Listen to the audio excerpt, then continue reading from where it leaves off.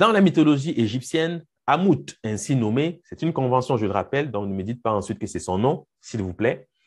On va commencer comme ça parce que c'est ça que vous rencontrez dans la littérature, mais on va évidemment s'en émanciper puisque nous savons lire les caractères sacrés. D'accord? Bon, mais pour l'instant, on va faire une recension de ce qui est dit dans la littérature commune.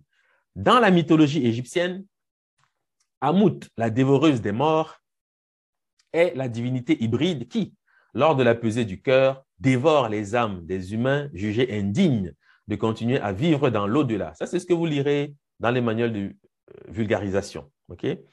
Elle est représentée avec un corps d'hippopotame, une tête de crocodile et des pattes avant de lion. J'aurais plutôt dit avec un arrière-train d'hippopotame, une poitrine de félin, une tête de crocodile. C'est mieux dit parce que sinon, le corps, on ne sait pas trop. Après le règne d'Amenhotep IV, c'est-à-dire Akhenaton, elle figure sur presque toutes les scènes peintes représentant le jugement du mort par le tribunal d'Osiris. Ça aussi, c'est une note importante parce qu'il faut toujours contextualiser votre propos. C'est-à-dire, puisque nous allons parler aujourd'hui de l'enfer et que vous le verrez en conclusion que cette notion a beaucoup à voir avec cet animal hybride, vous devez déjà vous souvenir que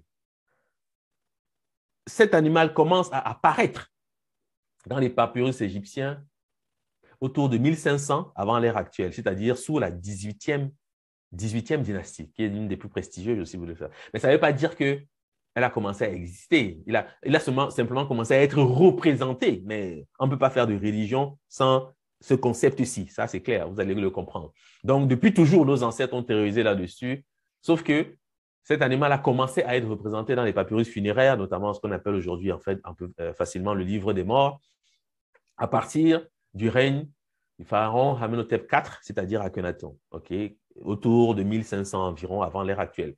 C'est bien important parce qu'il faut toujours mettre en perspective ce que nous disons, parce que tout ce qui va suivre était connu, maîtrisé par nos ancêtres déjà à cette époque. Le nom de cet animal est connu, le voici. Ici, vous avez deux variantes du même nom. Et sachez que c'est le même nom, mais qui peut s'écrire différemment, mais on comprend que c'est le même nom du simple fait même de la translittération. On voit que c'est toujours Amit. Les égyptologues vont donc lire Amout, mais voilà, la translittération est là pour témoigner que c'est le même nom, sauf qu'il peut s'écrire différemment, d'accord? Ça ne veut pas dire que c'est un nom différent, j'insiste, parce que c'est important. Et on va donc dire la dévoreuse.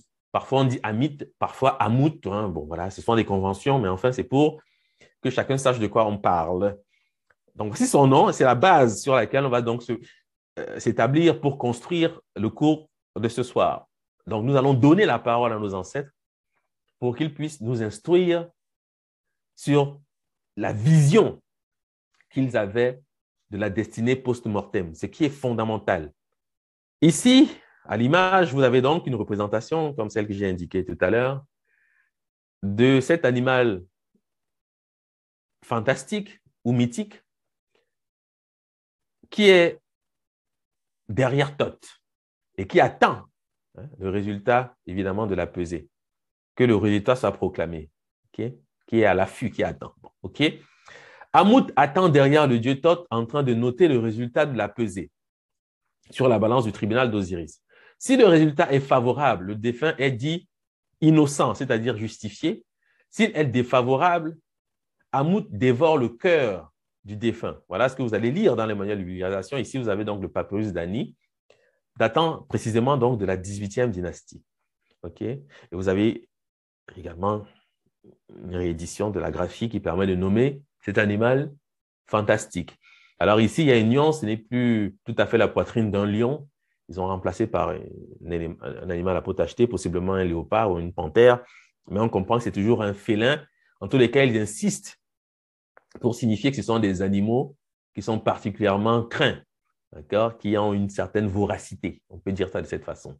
Et il ne faut pas oublier aussi qu'en arrière de cela, cet animal fantastique est un agent de la justice.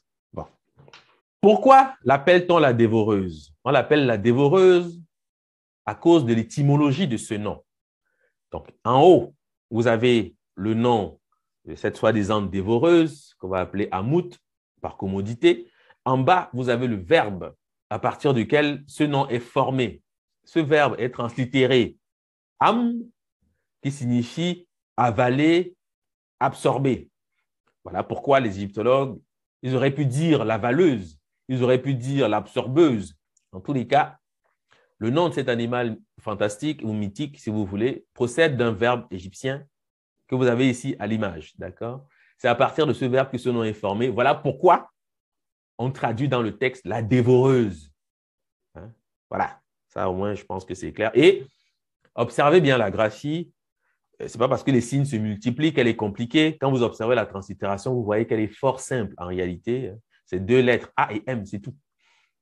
Mais le scribe met dans la graphie un certain nombre d'informations, notamment la faucille, qui va être donc la faucille qui va être empruntée par les personnages qu'on représente généralement en train de venir chercher les défunts avec une faux. Ça vient de là. Et la faucille, vous devez savoir, c'est un emblème de Mahat. D'accord? Évidemment, le nom même de Mahat s'écrit avec la faucille. Sauf que dans le folklore récent, on voit souvent la mort représentée avec une faucille. C'est ça, c'est elle ici. Ça vient de là. Hein. Ce n'est pas sorti comme ça de l'inspiration éventuellement des Grecs ou je ne sais quoi. Bon, non. C'est parce qu'il y a un arrière-fond culturel qui est soudanais, qui soutient en fait tout cela.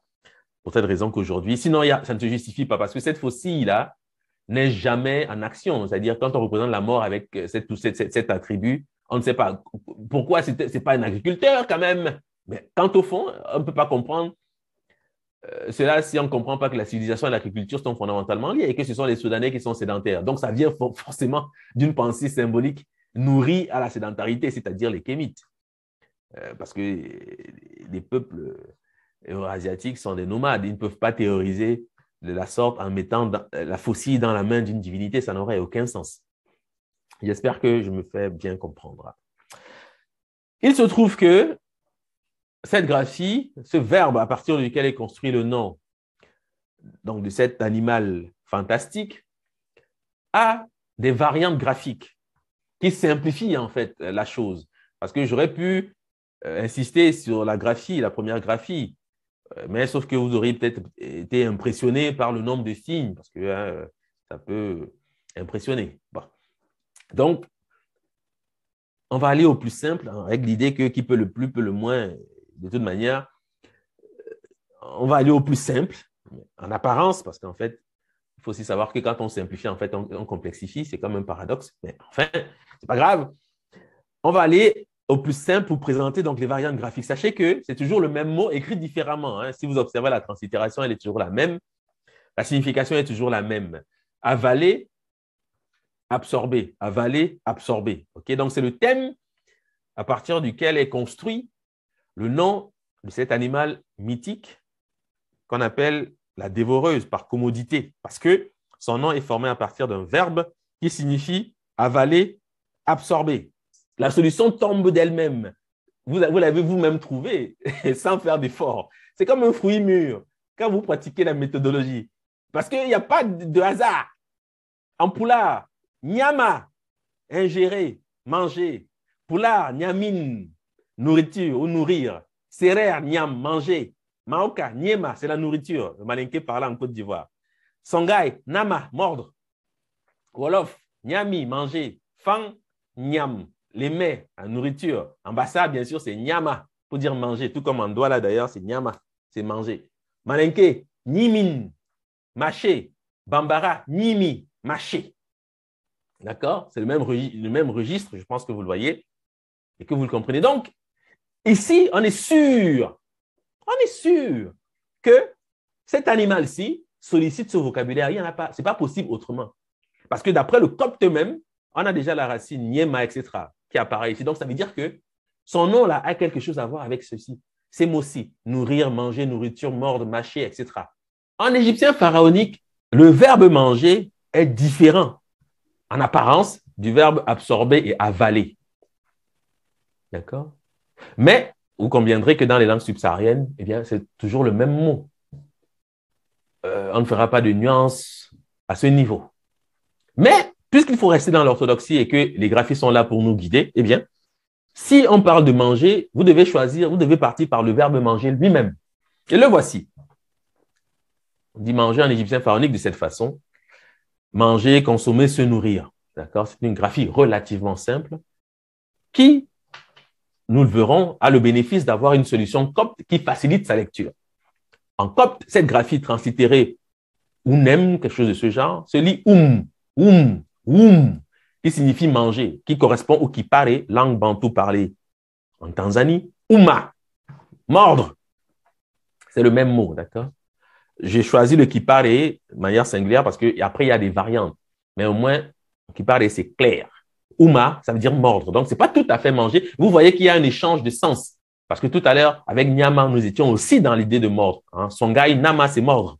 D'accord? Bon. Sauf que, vous voyez, donc, dans la langue subsaharienne, on ne fait pas nécessairement de nuance entre tout ça. De toute manière, c'est ce qui passe par la bouche, en gros. OK?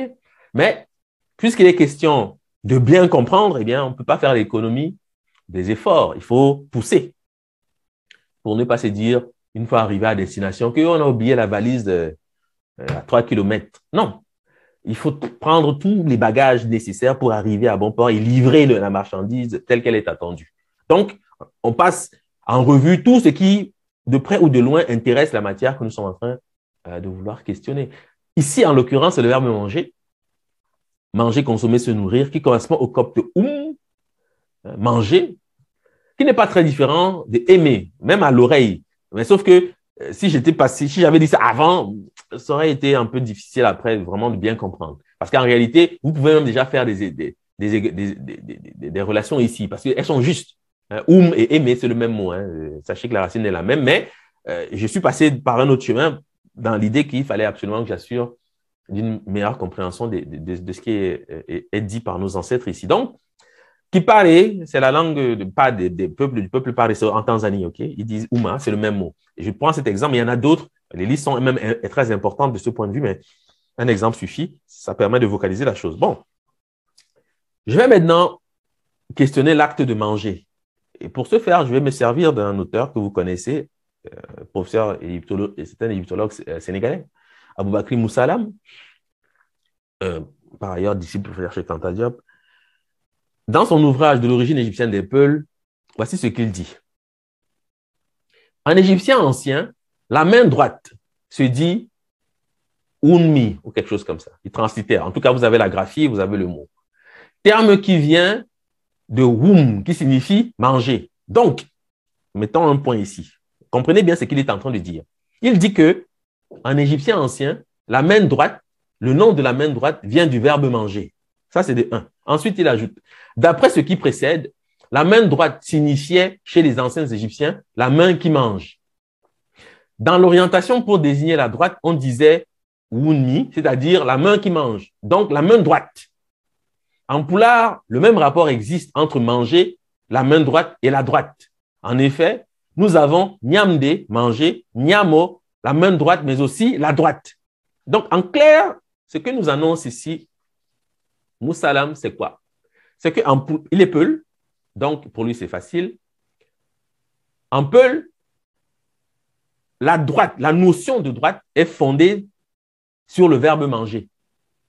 Parce que quand on dit la droite, on dit littéralement la main qui mange.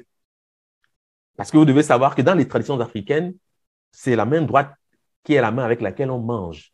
La main gauche étant réservée aux activités, aux tâches, aux usages impurs.